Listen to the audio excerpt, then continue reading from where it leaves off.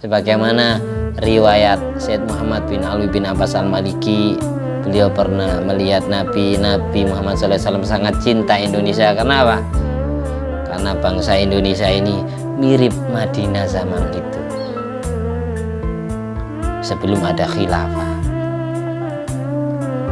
Muslim dan non-muslim hidup bersama, yang agama Hindu, Buddha, Konghucu, Kristen, Katolik maupun Protestan, dan Muslim kumpul dalam satu negara, bertetangga, tidak saling berperang.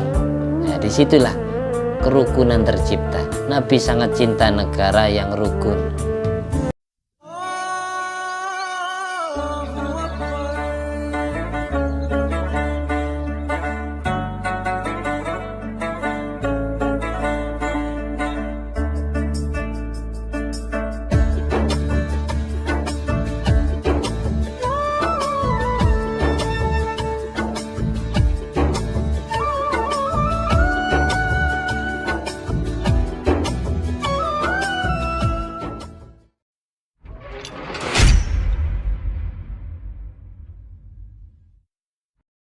Assalamualaikum warahmatullahi wabarakatuh. Alhamdulillahi rabbil alamin, alladzi an'ama ala ibadil mu'minin bil irfan wa akramahum min mazidi fadlihi bi ru'yati fil jinan, wa asyhadu an la ilaha illallah al malikul alam, wa asyhadu anna sayyidana Muhammadan abdu wa rasuluh sahibu a'lal maqam. Allahumma sholli ala ruhi sayyidina Muhammadin fil arwah, wa ala jasadi fil ajsad, wa ala qabri fil kubur, wa ala alihi washabihi wasallim. Rabbi syrah li sadri wa yassir li amri wa hlul 'uqdatan min lisani yafqahu qawli. Rabbi zidni ilma warzuqni fahma. Allahumma aftah alaina futuhal arifin waj'alna khalisatan liwajhikal karim. Allahumma rzuqna fahman nabiyyin wa ilhamal malaikatil muqarrabin. Allahumma nawwir qulubana binuri hidayatika kama nawwardal arda binuri syamsika. Rabbana anfa'na bima 'allamtana, Rabbi 'allimna alladzi yanfa'una, Rabbi faqihna wa faqih ahlana wa qarabati lana fi dinina. Allahumma inna na'udzubika min ilmin la yanfa' wa qalbin la yakhsha wa amalin la yurfa' wa du'ain la yusma'. Allahumma inna na'udzubika min adzabil qabri wa min adzabin nar wa min fitnatil mahya wal mamat wa min fitnatil masiihid dajjal. Ya Allah biha, ya Allah biha, ya Allah bi husnil khatimah. Allahumma sholli ala sayyidina Muhammadin wa ala ali sayyidina Muhammad ma'danil judi wal karam bail ilmi wal hilmi wal hikam wa barik wa sallim. Alhamdulillahi rabbil alamin. Alhamdulillah, dalam kesempatan kali ini kita akan membacakan kitab Aqidatul Awam, Nurul Dhalam, Syarah Aqidatul Awam di pertemuan yang ke-8. Semoga semua ilmu yang kita baca diiringi dengan ridha Allah, taufik hidayah serta maunah dari Allah, dan menjadi batu loncatan menggapai syafaat uzma di hari kiamat dari Rasulullah SAW, diakui sebagai umatnya dunia sampai akhirat, dikumpulkan di surga bersama Nabi Muhammad SAW, bersama para guru kita, bersama kedua orang tua dan mbah-mbah kita, bersama kerabat dan semua sahabat-sahabat kita. Ala hadi niyat wa ala kulli niyatin sholihah wa ala kulli man wa salafu sholih wa ala kulli niyati jami'i masyaykhina wa jami'i muallifina wa khususan Syekh Muhammad Nabi Umar Al-Jawi Al-Bandani, Syekh Ahmad Al-Marzuki, Muhammad Khalil Abdullah di Bangkalan, Kiai Bahar, Kiai Nawawi bin Nur Hasan, Muhammad Khalil Nawawi, Kiai Hasani Nawawi, Kiai Abdul Alim bin Abdul Jalil, Ahmad Nawawi Abdul Jalil, Mafwan Hasan, ala kulli jami'i auliya Indonesia wa khususan auliya Itisah wa bil akhas Anjing Sunan Ampel, Sunan Bonang, Sunan Kalijogo, Sunan Gunung Jati, Sunan Giri, Sulim, Wafuri, Mazwaj Mudirati Mulim Ajmain. Ala kunit jami walidaina, jami abaina wa ummatina, masyaihina, azwajina, wa dhuriyatina, wa auladina, wa talamidina, wa ra'iyatina, sudikaina, wa korobatina, wa jiwarina, wa duyufina, wa ashabina, wa ikhwan fiddin minal muslimin wal muslimat wal mu'minin wal mu'minat aina makan min masyarikil ardi ila magharibiha. al-ahya'i minhum wal amwat maghfir lahum warhamhum wa'afu anhum sya'uli lana wa lahumul Fatihah. A'udzu billahi minasyaitonir rajim. Bismillahirrahmanirrahim. Alhamdulillahirabbil alamin arrahmanir rahim maliki yaumiddin. Iyyaka na'budu wa iyyaka nasta'in ihdinas siratal mustaqim siratal ladzina an'amta 'alaihim ghairil maghdubi 'alaihim waladdallin. Amin. Bismillahirrahmanirrahim. Kitab yang kita baca kitab Nurul Dhalam Syarah Qidatul Awam, halamannya 39, pasnya 5 baris dari bawah. Wa hikmatu takhsisi haula bil liqa al isyarah bi kullin ila ma sayaqa'u lahu sallallahu alaihi wasallam mimma yunasibu ma waqa'a li kullin minhum. Sebagaimana di pertemuan yang ke-7, pertemuan sebelumnya kita dijelaskan oleh Yai Musannef, ada hadis yang menerangkan bahwa Nabi kita Muhammad SAW sesudah di Mi'raj, diangkat ke langit pertama kali, di langit pertama di Sama'id dunia bertemu dengan bapaknya manusia yaitu Nabi Adam alaihissalam. Di langit berikutnya, langit lapis 2, bertemu dengan Nabi Isa dan Nabi Yahya, 2 bersaudara, paman sama ponakan. Di langit ketiga bertemu dengan Nabi Yusuf alaihissalam. Di langit keempat bertemu dengan Nabi Idris. Di langit kelima bertemu dengan Nabi Harun. Di langit keenam bertemu dengan Nabi Musa. Dan di langit ketujuh bertemu dengan datuknya sendiri yaitu Nabi Ibrahim alaihimus salatu wassalam. Itu ketika naik. Ketika turunnya, itu pertemuan dengan nabi-nabi itu berbeda. Yang asalnya bertemu dengan Nabi Ibrahim di langit ke-7, malah yang langit ke-7 diisi oleh Nabi Musa alaihissalam. Kemudian langit ke-6 bertemu dengan Nabi Ibrahim. Nabi Idris yang asalnya ada di langit ke-4 jadi langit ke-2, dan seterusnya. Arti ada perubahan pertemuan nabi-nabi ketika naiknya dan ketika turunnya tidak sama posisi mereka. Itu dijamu, digabung 2 riwayat sehingga menyimpulkan demikian. Oleh karena itu yang banyak memberikan usulan kepada Nabi Muhammad SAW pada saat Nabi turun itu bertemu dengan Nabi Musa. Karena Nabi Musa yang ketika naik Rasulullah berjumpanya di langit ke-6, ketika turun berjumpa dengan Nabi Musa di langit ke-7. Sehingga Nabi Musa dulu yang menemui Rasulullah SAW pada saat turun. Akhirnya Nabi Musa yang ngasih usulan, kritikan, saran agar kembali lagi kepada Allah. Demikian. Terus hikmahnya sekarang, ada berapa nabi itu? Berapa nabi? Ada 8 nabi tambah 1. Nah, karena langit kedua berisi 2 orang, Nabi Yahya sama Nabi Isa. Karena Nabi Isa kelak di akhir zaman turun ke bumi. Nah, itu. Sehingga 7 ditambah 1 jadi 8 nabi. Kenapa kok 8 nabi ini? Hikmahnya apa? Rahasianya apa? Filosofinya apa? Kenapa Allah mentakdir Rasulullah SAW pada saat Isra Mi'raj bertemu dengan hanya 8 nabi ini? Hanya 8 rasul ini, padahal jumlahnya nabinya Allah di pertemuan sebelumnya dijelaskan jumlahnya para nabi 124.000, sedang jumlahnya para rasul 313. Yang wajib kita ketahui 25 rasul. Dari 25 yang Allah pilih cuma 8 rasul. Kenapa? Hanya rasul-rasul ini. Nabi Adam, Nabi Isa, Nabi Yahya, Nabi Yusuf, Nabi Idris, Nabi Harun, Nabi Musa, dan Nabi Ibrahim. Kenapa? Ini hikmahnya. Rahasia dibalik Allah mengkhususkan 8 rasul atau 8 nabi ini kok bertemu dengan Rasulullah SAW.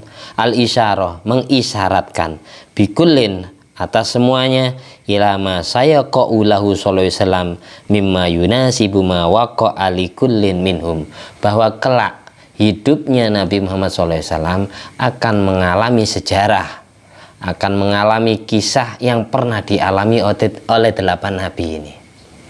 8 nabi ini pernah punya kisah dengan kaumnya, punya kejadian atau punya kasus dengan kaumnya. Nabi Muhammad SAW juga mengalaminya.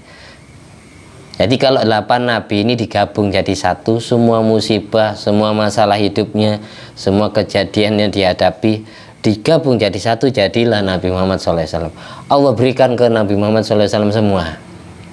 Tapi ibaratkan gini, Nabi Ibrahim ujiannya satu, Nabi Isa satu, Nabi Musa satu. Itu semua musibah-musibah, ujian-ujian yang Allah berikan ke 8 nabi ini, Allah berikan ke Rasulullah SAW semua. Jadi ujiannya lebih berat Nabi Muhammad SAW daripada mereka yang masing-masing ujiannya. Kalau Nabi tidak masing-masing, dirangkep 8 nabi dirangkep jadi satu. Seperti itu. Makanya derajatnya lebih tinggi karena ujiannya lebih besar. Sampai ujian yang dihadapi Nabi Adam pun masih kalah jauh dengan Nabi Muhammad SAW. Padahal Nabi Adam bapaknya manusia, Abul Bashar. Dan juga ujian yang dihadapi Nabi Ibrahim alaihissalam pun, bahkan Nabi Ibrahim ini masih datuknya Rasulullah SAW. Ini masih kalah jauh kalau dibandingkan dengan ujian yang dihadapi Nabi Muhammad SAW. Apa saja di antara contoh? Ini sekelumit dicontohkan oleh Senawi Banten.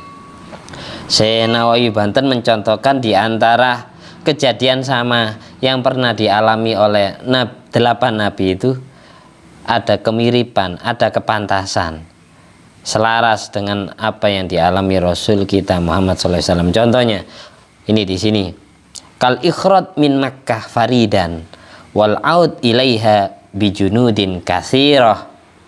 Nabi Muhammad SAW telah akan diusir dari Mekah dalam keadaan sendiri, diusir sendiri dari Mekah, disuruh ke Madinah. Tapi beliau balik lagi ke Mekah membawa tentara besar, membawa umat besar. Dulu Nabi diusir dari Mekah sehingga hijrah ke Madinah, membawa kisaran 40 orang. 40 orang. 20 kaum pria, 20 kaum wanita. Dengan masuk Islamnya Sayyidina Umar bin Khattab, jumlahnya umat Islam selama 13 tahun di Mekah, jumlah totalnya itu 40 orang. Yang awalnya 39, ditambahi Umar bin Khattab masuk Islam, jadilah 40 sempurna. Itu 13 tahun santrinya cuma 40.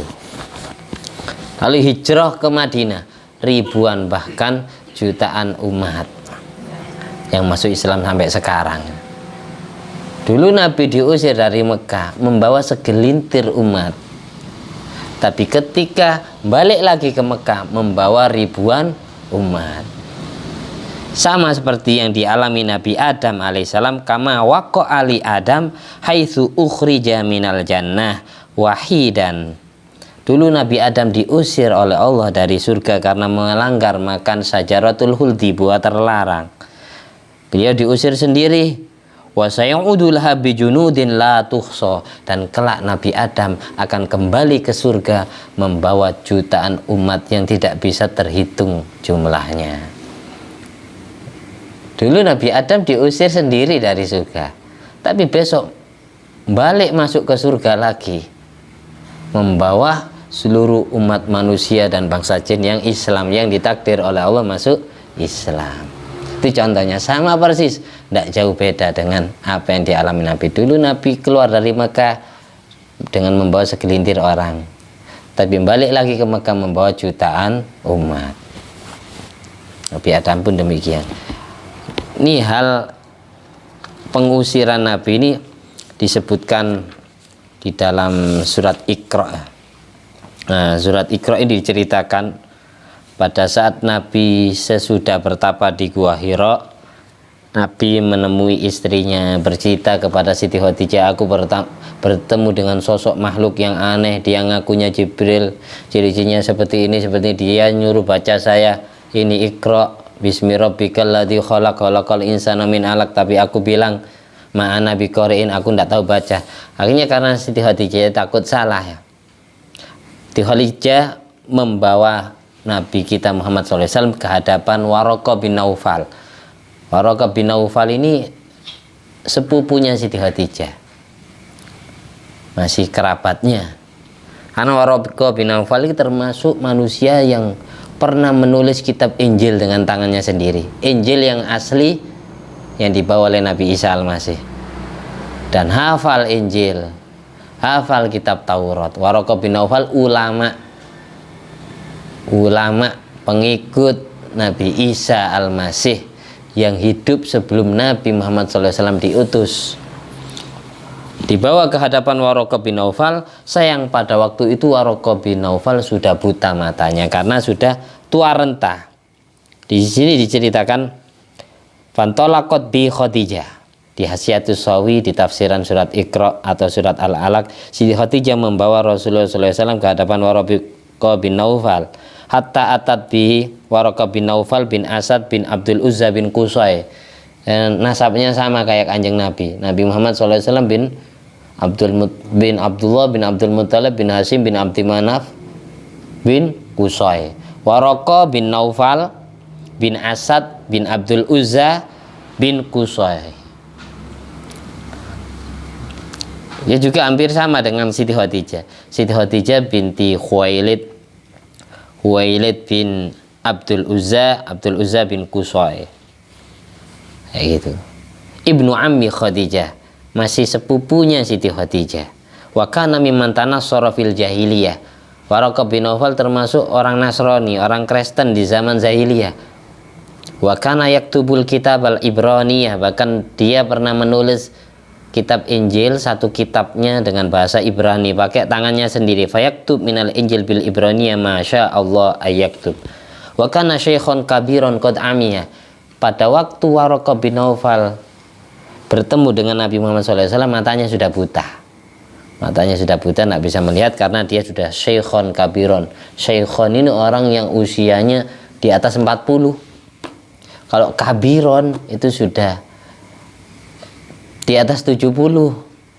Kabiron, jadi tua renta, kakek combo, tua renta. Waqalat lahu Khadijah ya benal am isma' min ibni akhika. Awalnya gini, Khadijah bilang gini, wahai Waraqah bin Naufal, ini saya membawa suami saya.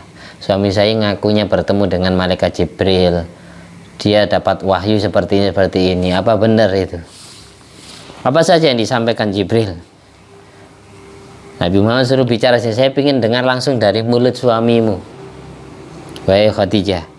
Akhirnya Waraqah bilang kepada Nabi Muhammad SAW, ya bena akhi madza tara, wahai putra saudaraku, wahai Muhammad, apa yang kau lihat, apa yang kau alami di Gua Hira. Fa akhbarahu sallallahu alaihi wasallam khabara ma ra'a. Akhirnya Nabi bercerita, bla sudah selesai ya. Ceritanya panjang lebar. Faqala lahu Waraqah, hadan namus alladzi anzalallahu ala Musa. Ini namus, ini malaikat Jibril yang pernah Allah turunkan menemui Nabi Musa. Ya laitani fiha jazaa. Semoga saja saya masih kuat, wahai Muhammad. Semoga saja saya masih kuat, wahai Muhammad. Masih kekar, masih panjang umur, masih diberi kesehatan sama Allah. Laitani akunu hayyan. Semoga saja aku masih hidup. Idh yukhrijuka qaumuka. Ketika kaummu, ketika orang Mekah, ketika bangsa Quraisy mengusirmu dari sini. Itu bilangnya Waraqah kepada Nabi. Akhirnya Nabi kepo, penasaran. Faqala lahu Waraqah. Faqala lahu Rasulullah SAW, amukhrijiyahum. Wahai Waraqah bin Naufal, apakah aku akan diusir dari Mekah oleh orang Quraisy? Waraqah bisa tahu Nabi bakal diusir. Karena apa? Di kitab Injil dijelaskan Nabi bakal hijrah ke Madinah. Di kitab Taurat pun juga dijelaskan Nabi bakal hijrah ke Madinah. Makanya dia tahu langsung, jomblo langsung nebak. Semoga saja saya masih kuat Muhammad, saya masih hidup di saat kamu diusir oleh kaummu. Saya akan bela dirimu, saya akan bantu dirimu Muhammad. Akhirnya Nabi sebelum melanjutkan, Nabi tanya dulu, apakah aku diusir kelak? Wahai Kiai Waraqah bin Naufal, yang ulamanya zaman itu. Amukhrijiyahum. Qala na'am, katanya Waraqah, iya kamu akan diusir wahai Muhammad. Lam ya'ti rajulun qattu bimithli ma ji'ta bihi illa udiya.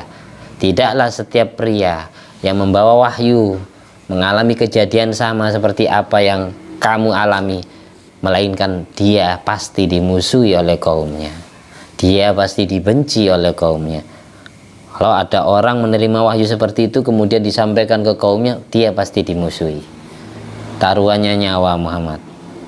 Wa in yudrikuni yaumaka hayyan ansuruka nasron muazzaro. Kalau aku ditakdir masih hidup di saat kamu diusir oleh umatmu, aku akan bela mati-matian dirimu Muhammad, karena aku adalah orang yang paling paham dengan kitab Injil dan kitab Taurat. Biar mereka sadar. Karena apa? Orang bangsa Quraisy pasti percaya kalau Waraqah bin Naufal ini yang ngomong. Nah, gitu. Summa lam yasbas Waraqah antuwfiya wa fataral wahyu fatratan. Singkat cerita, tidak lama dari kejadian itu sayang Allah mentakdir Waraqah bin Naufal sudah meninggal dunia sebelum Nabi diusir oleh kaumnya. Kamulah Nabi akhir zaman ini Muhammad. Sudah dijelaskan di kitab Injil itu nama yang Allah viralkan. Di kitab Injil, di kitab Taurat, nama yang Allah viralkan adalah nama Ahmad, bukan nama Muhammad. Mubasysyiron bi rasulin ya'ti min ba'dismuhu Ahmad. Namanya Ahmad. Sehingga orang Yahudi yang mencari-cari Nabi mulai sejak terlahir, kecil, menginjak usia remaja, dewasa, tidak ketemu-ketemu, karena dicari di bangsa Quraisy tidak ada yang namanya Ahmad. Ternyata setelah diutus beneran oleh Allah, namanya adalah Muhammad. Orang yang paham kitab Taurat dan Injil saat itu ngerti ciri-cirinya, hidungnya, pola matanya, mulutnya, wajahnya, kulitnya, cara jalannya, baunya. Terus kalau jalan ini selalu dinaungi awan, ciri-cirinya pas. Dia akan ditakdir yatim piatu sebelum diutus. Sudah dijelaskan di kitab itu. Dan dia terlahir di Mekah dan akan hijrah ke Madinah. Dan kuasanya akan ke negeri Syam, Suriah, Lebanon, Palestina, Jordan. Itu sudah dijelaskan di Injil sama Taurat. Makanya orang Yahudi, orang Israel ya, yang bengis, yang dendam, mencari-cari Nabi Muhammad SAW itu lama. Saya tidak jauh beda dengan kelak yang akan jadi Imam Mahdi pun juga gitu. Nama yang diviralkan apa? Di kitab-kitab yang disebutkan Muhammad bin Abdullah, yuati usmuhu ismi. Namanya cocok dengan namaku. Kayak gitu. Ya sama-sama nama Muhammadnya, tapi tidak dipersiskan Muhammad bin Abdullah pastinya. Kalau dipersiskan yang jelas semua orang yang namanya Muhammad bin Abdullah pasti dibantai sama orang-orang yang tidak percaya dengan Imam Mahdi, atau percaya tapi karena hasud, dendam lama. Kayak gitu. Pasti disembunyikan. Tidak disamakan persis sama Muhammadnya, tapi ada embel ya, semisal contohnya Muhammad Yusuf atau Muhammad Anam, binnya pun ya tidak mungkin sama, tapi namanya serasi dengan Nabi, sama-sama punya darah Hasan dan Husain. Intinya dari bapak ibunya ada jalur seperti itu, sama. Kalau disamakan ya jelas, karena satu-satunya makhluk yang mirip dengan Rasulullah SAW cuma Imam Mahdi, pundaknya yang sama. Kalau wajahnya beda, tapi jiwa raganya sama. Jiwa raganya, sifatnya, hatinya, kepribadiannya sangat sempurna. Tidak sombong, tidak senang kekerasan, cinta perdamaian, cinta kerukunan, tidak gampang meremehkan orang. Itu ciri-cirinya. Ya, di Isra Mi'rajkan sama seperti Rasulullah SAW, sama, di Mi'rajkan juga. Itu contoh pertama, kesamaan Nabi Muhammad SAW dengan kejadian yang dialami Nabi Adam. Nabi diusir dari Mekah ke Madinah sendiri dengan membawa umatnya sedikit, tapi balik dari Madinah ke Mekah lagi sebagaimana di perjanjian Hudaybiyah membawa ribuan umat. Besok Nabi Adam dulu pernah diusir dari surga sendiri, tapi besok balik ke surga lagi membawa ribuan umat, kayak gitu. Itu yang pertama Nabi Adam. Terus kesamaan Nabi dengan Nabi yang lain, ini kita lanjut kitabnya. Kamu'adatil Yahud lahu awailal hijrah kama adat Isa waradat qatlahu. Kesamaan Nabi Muhammad SAW dengan Nabi Isa, Nabi yang dijumpai di langit kedua. Nabi Isa dulu dimusuhi oleh orang Yahudi, bahkan ingin dibunuh, sampai dikejar-kejar, mau disalib. Wa ma qataluhu wa ma salabuhu walakin syubbiha lahum. Sebenarnya orang Yahudi tidak membunuh Nabi Isa, tidak menyalib Nabi Isa, tapi wajah Nabi Isa dimiripkan dengan orang lain. Wa ma qataluhu yakina. Sebenarnya mereka tidak membunuh secara yakin. Bal rafa'allah, karena Allah sudah mengangkat Nabi Isa ke langit kedua. Innal ladzina ikhtalafu fihi la fi syakkin. Sesungguhnya orang yang sengketa tentang Isa, mereka itu dalam keraguan yang sangat. Jadi ini Isa beneran apa bukan? Kalau dilihat dari wajah Isa tapi badan postur bukan. Jadi ragu-ragu, debat masihan, sesama orang Yahudinya debat. Yang ngantarkan kita ke tempat persembunyian Isa mana sekarang? Orangnya tadi kan masuk. Iya, sekarang tidak ada. Tambah bingung. Ya iya, saya ini yang ngantarkan, jangan. Tapi wajah kamu kok bukan yang seperti tadi. Tidak tahu ya. Ini bercermin ya, wajahnya memang wajah Nabi Isa. Kayak gitu, tidak ada lagi, ini aja bisa salib. Ini anak Tuhan, orang ajaib, bayi ajaib ini. Bisa lahir tanpa bapak ini. Harus dituhankan ini. Itu, disitulah karena hubnya, mahabbahnya kepada nabinya terlalu. Orang kalau sangat cinta ya gitu, membabi buta, lupa diri. Makanya kalau benci jangan terlalu, kalau cinta pun jangan terlalu. Akhirnya jadi sebaliknya, lupa diri. Kalau Nabi Isa ini seorang nabi, delegasi utusan Allah, tapi sampai dilupakan, sampai dituhankan. Awalnya cuma dianak Tuhankan, ujung-ujungnya dituhankan.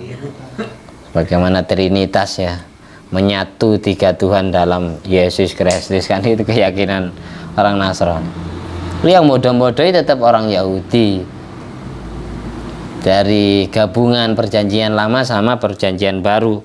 Perjanjian lama itu namanya Taurat, perjanjian baru itu namanya Injil. Sekarang jadi Bible. Ada Injil Lukas, ada Injil Markus, Yohanes. Itu orang-orang yang merubah Injil jadi ratusan sarah, ibaratkan kitab disarai sampai ratusan. Paulus orang pertama yang mengkolaborasi ajaran perjanjian baru sama perjanjian lama, Taurat dan Injil. Nabi Isa dimusuhi oleh orang Yahudi, bahkan ingin dibunuh, tapi sayang gagal, Allah mengangkat Nabi Isa ke langit. Ini juga dialami oleh Nabi Muhammad SAW di awal Nabi dihijrahkan ke Madinah. Kamu'adadatil Yahud lahu SAW awailal hijrah. Sebagaimana orang Yahudi memusuhi Nabi di awal Nabi dihijrahkan ke Madinah. Dulu pada saat Nabi hijrah dari Mekah ke Madinah, disambut sahabat Ansor dengan senyuman hangat, bahkan bermalam di rumahnya sahabat Abu Dzarin, Abu Musa Al-Ansori. Nabi ngontrak, ibaratkan sekarang ngontrak, tidak langsung bangun rumah sendiri, tapi bangun masjid. Nah, itu baru bangun rumah sendiri. Itu pun rumahnya nempel dengan masjid, Masjid Nabawi. Sekarang jadi Raudhah itu. Yang rumahnya Nabi, kamarnya Siti Aisyah radhiyallahu anha, itu jadi makamnya Rasulullah SAW. Di awal Nabi hijrah mengadakan konstitusi Madinah. Kalau dalam sejarah itu rapat pleno, mengumpulkan tokoh-tokoh dari non muslim, bukan tokoh-tokoh muslim saja, semua orang yang beragama yang ada di negara Madinah pada waktu itu dikumpulkan. Tokoh dari Yahudi dipanggil bukan satu orang. Tokoh dari Nasrani dipanggil, tokoh dari Majusi, kafir Nasrani, Nasoro itu Kristen, dan Yahudi dipanggil. Yahudi terbesar di Madinah zaman itu adalah Yahudi Bani Qainuqa, Yahudi Bani Quraidah, dan Yahudi Bani Nadir. 3 Yahudi tokoh pembesarnya dipanggil semua rapat bareng untuk mendirikan negara Madinah maju. Akhirnya terciptalah dalam sejarah itu, setelah konstitusi rapat besar itu, terciptalah Piagam Madinah, sama kayak di Indonesia Pancasila itu. Jadi hidup bersama, muslim dan non muslim hidup bersama, rukun akur, tidak ada perang, tidak ada permusuhan, saling menghargai. Itulah negara yang dicintai. Oleh karena itu Indonesia, sebagaimana riwayat Syed Muhammad bin Alwi bin Abbas Al-Maliki, beliau pernah melihat Nabi Muhammad SAW sangat cinta Indonesia. Kenapa? Karena bangsa Indonesia ini mirip Madinah zaman itu, sebelum ada khilafah. Muslim dan non muslim hidup bersama, yang agama Hindu, Buddha, Konghucu, Kristen, Katolik maupun Protestan, dan muslim kumpul dalam satu negara, bertetangga, tidak saling berperang. Nah, disitulah kerukunan tercipta. Nabi sangat cinta negara yang rukun. Mulai sejak kapan ada perang? Mulai sejak Yahudi Bani Qainuqa, Yahudi Bani Quraidah, Yahudi Bani Nadir didatangi provokator dari bangsa Quraisy Mekah, digembosi, dipanas-panasi. Ngapain kalian nurut ke Muhammad, ini dan itu, difitnah-fitnah sembarang kalir Kanjeng Nabi. Akhirnya panaslah mereka.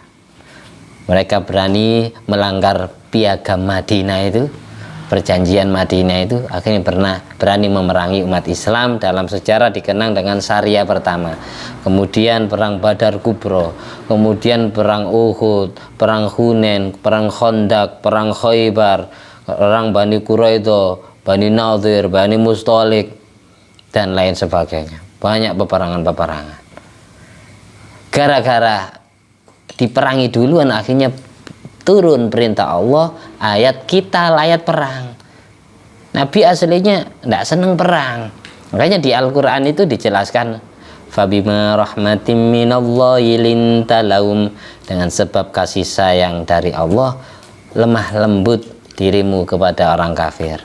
Walau kunta fadhan ghalidhal qalbi lang fadhu min haulik, al-ayah.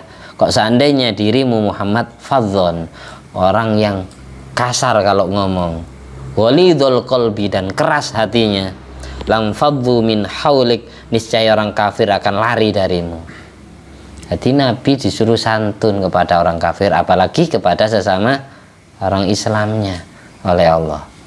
Itu ayatnya jelas di Al-Quran. Nabi tidak boleh keras ke orang kafir. Tapi gara-gara diprovokasi oleh orang Mekah tadi, akhirnya 3 Yahudi ini berani membanggang perjanjian itu, berani memerangi umat Islam. Tapi setiap Nabi Muhammad SAW, sahabatnya mau berangkat perang, pasti diantara pesannya gini: jangan sakiti wanita, jangan bunuh anak kecil, jangan ganggu orang-orang yang ibadah di gereja. Kenapa? Selalu seperti itu. Karena apa? Karena orang Kristen tidak ikut perang. Ngerti ya? Yang memusuhi dan berani memerangi umat Islam adalah orang Yahudi dan orang musyrik, orang penyembah api, dan lain sebagainya. Mulai sejak dulu, apa yang dialami Nabi Isa alaihissalam juga dialami oleh Nabi Muhammad SAW. Ini oleh karena itu Allah pertemukan dengan Nabi Isa di langit kedua. Berikutnya, kama adat Yahya wa qatalu, sama, tidak jauh beda dengan Nabi Isa. Nabi Yahya pun dimusuhi oleh orang Yahudi, oleh orang Israel, sehingga dibunuh. Nabi Yahya ini disembelih, bapaknya pun disembelih, Nabi Yahya bin Zakaria alaihi wassalatu wassalam, disembelih, dibunuh, digergaji sampai terbelah jadi dua. Makamnya dimakamkan di sekitar Masjidil Aqsa. Sebagaimana apa yang dialami Nabi Yahya, Nabi Isa, Nabi juga ngalami mau dibunuh. Lalu dalam sejarah sebelum Nabi menikah dengan Siti Khadijah radhiyallahu anha, Nabi Muhammad SAW perjalanan masih menjadi karyawannya Siti Khadijah bersama pamannya Abu Thalib. Terus Siti Khadijah ngutus bodyguard, ngutus rival, mitra kerja, teman yang nemeni Kanjeng Nabi dalam perjalanan yang bernama Maisarah. Maisarah ini orang laki-laki kepercayaan Siti Khadijah, suruh memata-matai. Karena Siti Khadijah sudah mulai penasaran kepada sosok karyawan yang satu ini, yang namanya Muhammad. Ini ciri-cirinya persis dengan kitab yang saya pelajari ini. Karyawan saya yang satu ini. Coba kamu dampingi dia kemanapun dia pergi, wahai Maisarah, dampingi Muhammad. Ciri-cirinya apa persis dengan kitab yang saya pelajari. Kalau di kitab saya tapi namanya Ahmad bukan Muhammad, saya takut salah. Ini diiringi. Oke, laporan Maisarah ini. Gini Khadijah, Muhammad itu kalau jalan selalu dinaungi awan. Oh persis kayak kejadian. Makanya dalam perjalanan dengan pamannya Abu Thalib dan Maisarah bertemu dengan seorang pendeta Yahudi, bertemu dengan pendeta yang baik ya, yang namanya Buhairah. Buhairah tanya kepada Abu Thalib, wahai di sana, ini siapa anak ini? Siapanya kamu? Oh ini anak saya, katanya Abu Thalib. Padahal Nabi Muhammad SAW ponakan kan? Ponakannya Abu Thalib. Kamu bohong, katanya Buhairah. Iya ini anak saya. Memang kenapa? Tidak, di kitab saya itu Nabi akhir zaman itu ditulis yatim ini, tidak punya bapak. Tidak mungkin kamu ini bapaknya dia.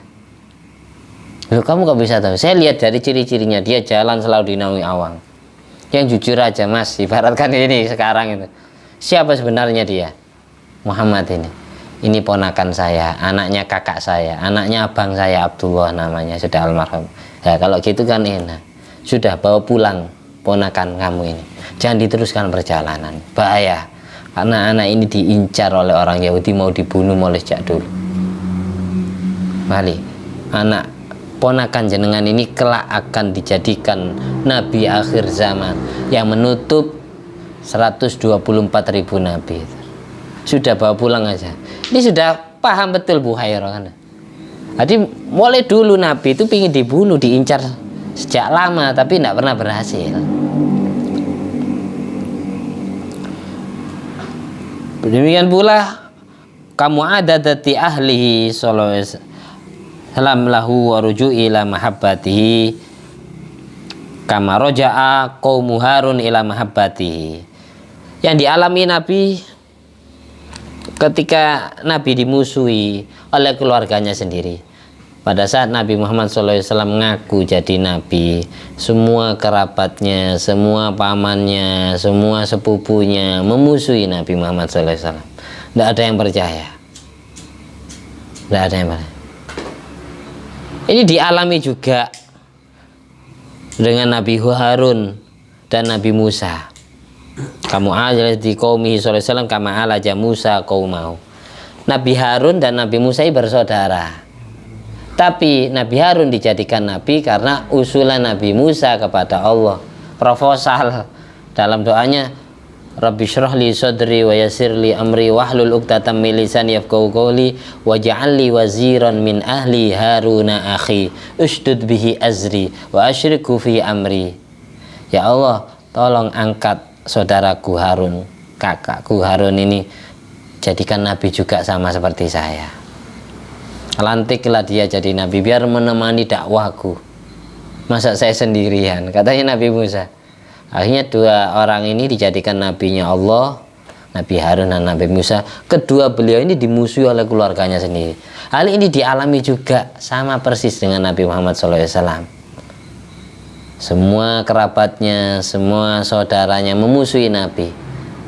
Di antaranya paman yang paling mencintai, yang merawat mulai kecil, yaitu Abu Lahab. mulai musuh. Tetangganya Abu Jahal sangat benci mati-matian.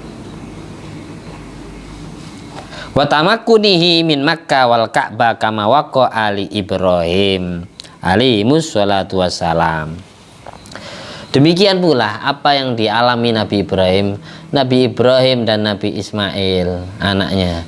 Ini nabi yang Allah utus di bangsa Arab, bermukim di kota Mekah, membangun Ka'bah, juga sama seperti yang dialami Nabi Muhammad SAW, dilahirkan di kota Mekah.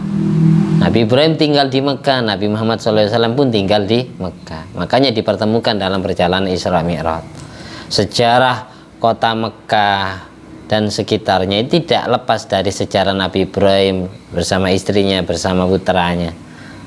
Dan tidak lepas dari sejarah Nabi Adam dan Siti Hawa. Makanya ada istilah maqam Ibrahim, wattakhidhu mim maqami Ibrahim musalla.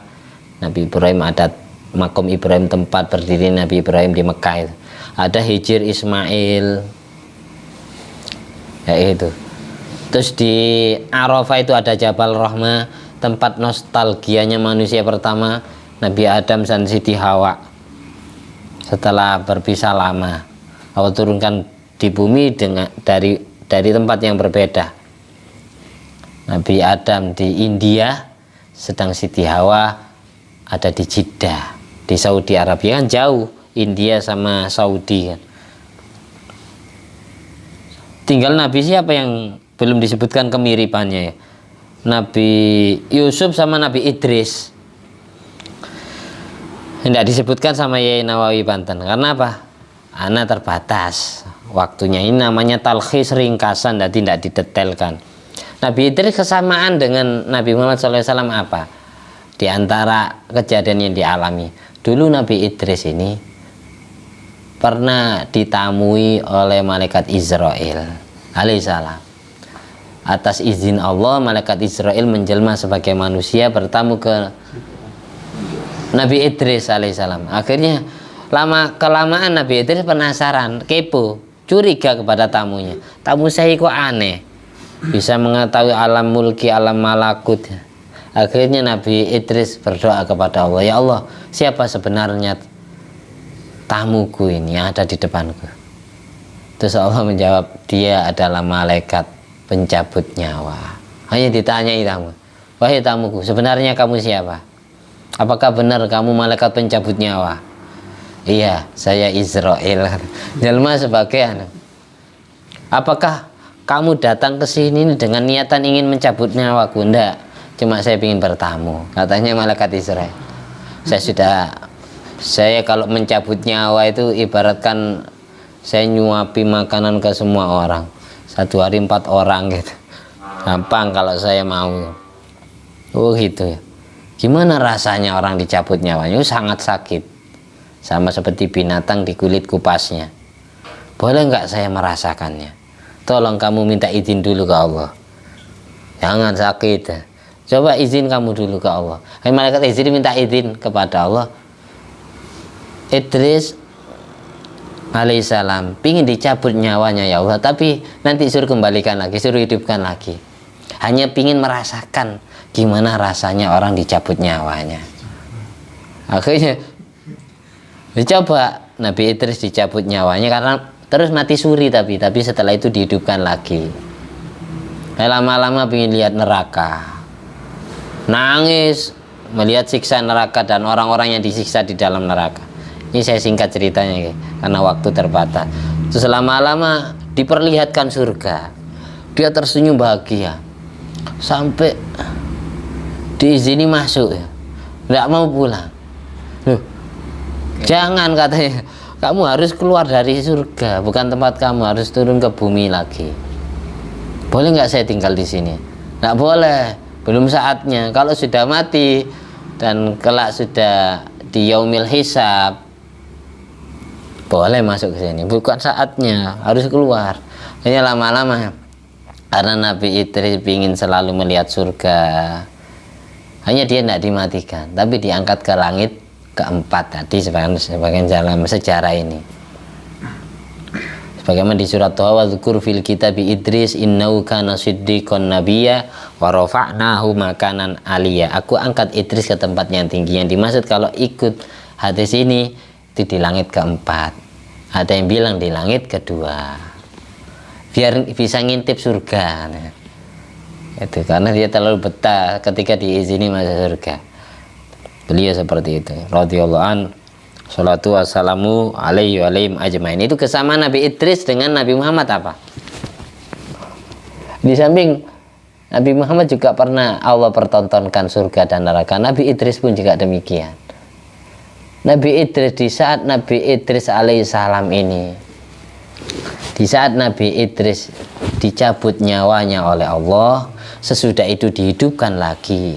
Doanya Nabi Idris itu hampir sama dengan doa Nabi Muhammad SAW.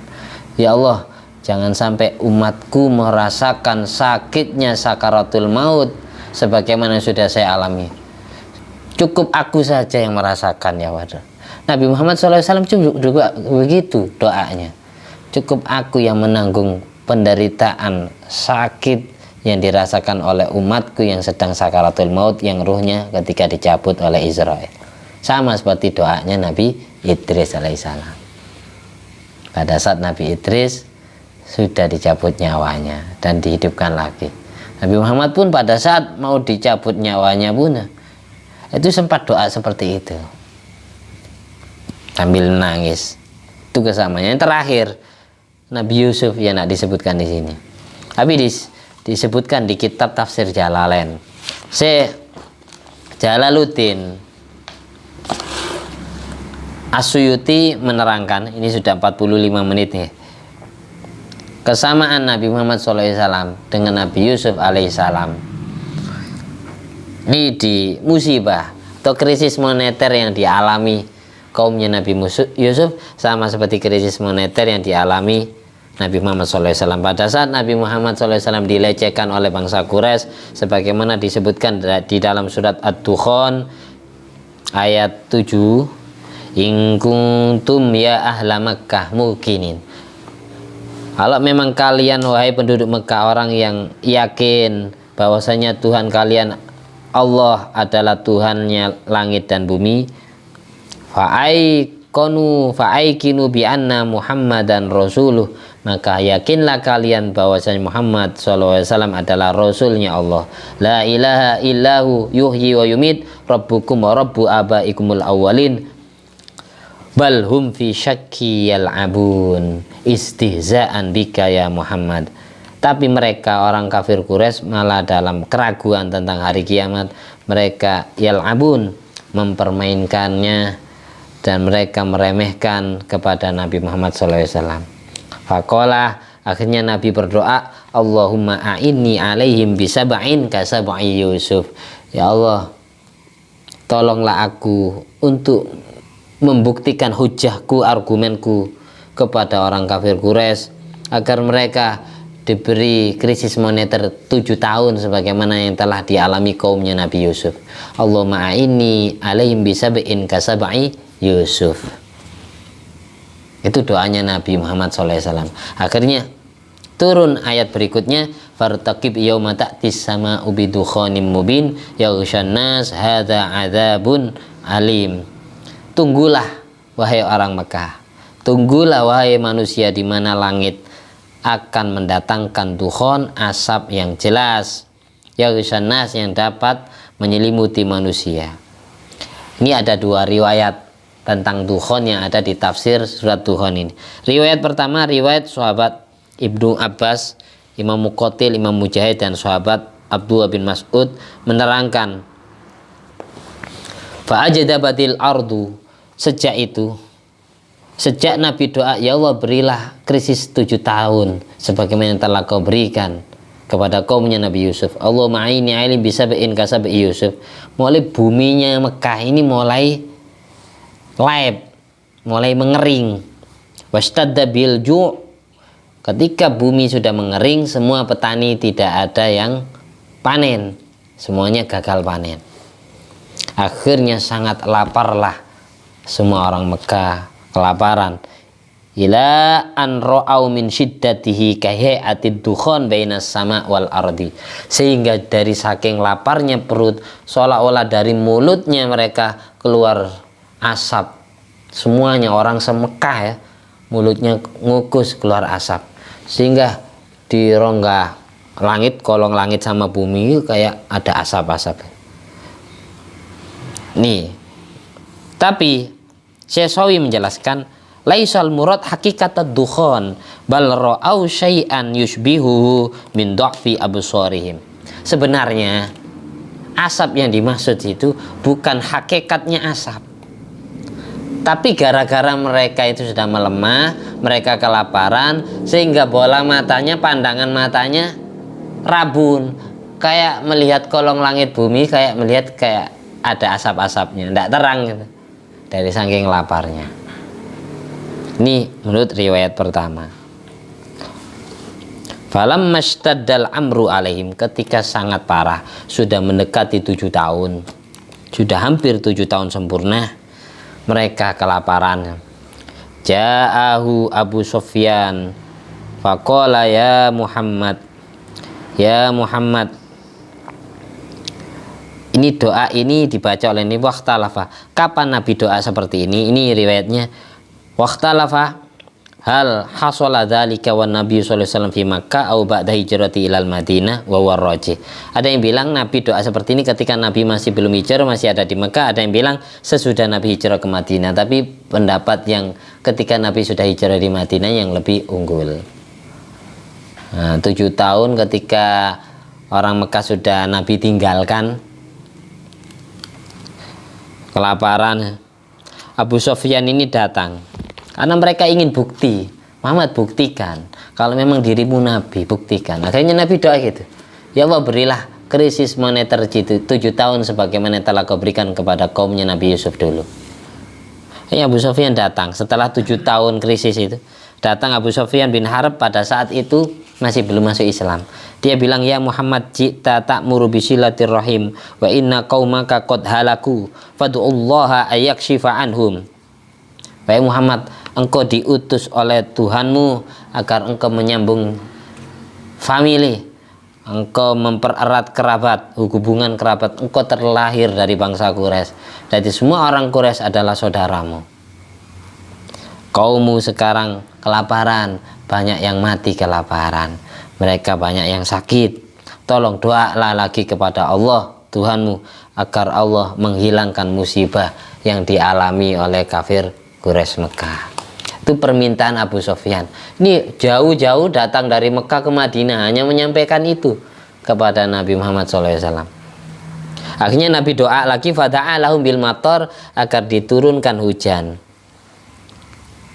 Fanazala, akhirnya turun benar, wastamar alaihi sab'ata ayam, tapi hujannya 7 hari tidak berhenti-berhenti. Arti sesudah 7 tahun tidak hujan, kemudian 7 hari hujan tidak berhenti-henti. 24 jam kali 7, berapa jam berarti? Akhirnya kebanjiran, overdosis airnya. Hatta tadarraru min kathrati, sehingga orang kafir Quraisy merasa mudorot, merasa sengsara gara-gara kebanyakan air. Awalnya bahagia, awal mula turun, tapi karena overdosis airnya, banjir bandang melanda. Akhirnya Abu Sufyan datang yang kedua kalinya, wa talaba minu ayatu wa biraf'ihi, minta yang kedua kalinya kepada Muhammad sallallahu alaihi wasallam agar dihentikan hujannya. Nabi doa terus berhenti. Fada'a fartafa'a. Ini riwayat sahabat Abdullah bin Abbas, Imam Muqatil, Imam Mujahid, dan Ibnu Mas'ud. Dari sini kemudian sesudah Nabi balik ke Mekah lagi, yaitu pada perjanjian Hudaybiyah, kemudian balik tahun berikutnya untuk umroh qadha ya. Semua orang Mekah berbondong-bondong masuk Islam dalam kejadian yang dikenal dengan Fathu Mekah, genjatan senjata tanpa perang, tapi mereka gara-gara awalnya lapar 7 tahun, akhirnya hatinya lunak, nafsunya lunak, mau masuk Islam. Dari sini diambil pelajaran oleh orang arifin, mentarbiyah nafsunya para murid, dididik dengan lapar, dididik dengan puasa, ngurangi makan. Karena orang itu kalau sudah lapar pasti nafsunya nurut. Semua thariqahnya ulama, Kana tarbiyatul arifin nufusum bil ju'. Diambil dari pelajaran ini. Dulu orang Mekah itu keras kepala, dinasihati, diomongi, diajak masuk Islam tidak mau. Tapi sesudah mereka diberi kelaparan 7 tahun, nafsunya lunak, hatinya lunak, diajak masuk Islam mau. Tuh. Yang terakhir, riwayat yang kedua, riwayat Ibnu Umar, Abu Hurairah, Zaid bin Ali dan Sayyidina Hasan bin Ali, bahwa dukhon yang ada di surat dukhon adalah dukhonun hakikoh, asli asap, yadhar fil alam fi akhir zaman, kalau akan muncul di alam semesta ini di akhir zaman, yakunu alamatan ala qurbi sa'ah, yang menjadi tanda-tanda besar dekatnya hari kiamat. Yang mana asap itu yamla'u ma bainal masyriq wal maghrib, memenuhi dari arah timur sampai arah barat, wa ma bainas sama'i wal ardi, dan memenuhi kolong langit dan bumi. Yamkusu arba'ina yauman wa lailatan, lamanya asap menyelimuti langit bumi itu selama 40 hari 40 malam. Amal mukmin fayusibuka zukam, kalau orang yang beriman tertimpa asap tersebut selama 40 hari kayak orang pilek flu. Amal kafir fayasiru kasakron, sedang orang kafir tertimpa asap tersebut seperti orang mabuk, orang mendem. Famla'u jaufahu wa yakhruju min mankharihi wa uduni wa duburi, dan asap itu dari saking penuhnya di kolong langit dan bumi sampai keluar dari lubang hidungnya, lubang anusnya, lubang telinganya, dan panas meleleh, bikin kulit panas. Fatakunul ardu kulluha kabaitin ukida fihi linnar, semua rumah pada saat 40 hari 40 malam ada dukhon, ada asap tersebut, kayak menghidupkan bara api dari saking panasnya. Tapi orang yang ahli baca la ilaha illallah, orang yang ahli baca al-kafirun, al-ikhlas, insya Allah diberi keselamatan, tidak akan kepanasan, hanya tertimpa kayak pilek, kayak flu. Asap ini kapan terjadi? Ketika di dunia ini ada huru-hara akhir zaman, peperangan, banyak konflik, banyak pertengkaran. Kayak contohnya ya, negara Rusia sama Amerika, saling perang bom nuklir. Sejak itu pula nanti dukhon ini muncul. Gara-gara apa asap ini muncul? Gara-gara dua asteroid dari planet lain dibenturkan ke bumi. Gara-gara itu. Sama kayak mainan itu, lato-lato itu. Aslinya itu lambang kelak bumi akan dibentur 2 planet. Rasanya. Makanya diviralkan, pada mainan dulu, sekarang viralnya ya. Rasanya gitu. Ya, ini sudah dekat waktunya insya Allah. Kalau sudah bangsa barat ini perang ya, perang nuklir dan banyak konflik, banyak pertikaian, di situ pula dekatnya Tuhan ini yang mematikan semua teknologi ya. Bisa jadi tahun 2024, 2025 bisa jadi. Kalau sudah terjadi 2 planet ini, tidak ada HP, kita tidak bisa WA, tidak bisa YouTubean lagi. Tapi 40 hari 40 malam. Sesudah itu ya terang benderang, balik ke zaman dulu lagi, sama seperti zaman dimana masih belum ada listrik, belum ada lampu, belum ada HP, televisi dan lain sebagainya. Kendaraan pun ya pakai sebagian mestinya. Meledak semua, gempa bumi segempa-gempanya, tsunami sebesar-besarnya. Mudah-mudahan semua kerabat kita, semua sahabat kita, semua orang yang terdekat dengan kita, dan terutama kita sendiri, Allah selamatkan. Allahumma inna na'udzubika min adzabil qabri wa min adzabin nar wa min fitnatil mahya wal mamat wa min fitnatil masiih dajjal fi akhir zaman. Amin. Allahumma shalli ala sayyidina Muhammad wa ala sayyidina Muhammad. Alhamdulillah alladzi at'amani hadzal ilma wa razaqani min ghairi haulin minni wala quwwatin bi fadli subhana rabbika rabbil izzati amma yasifun wa salamun alal mursalin walhamdulillahi rabbil alamin. Wassalamualaikum warahmatullahi wabarakatuh.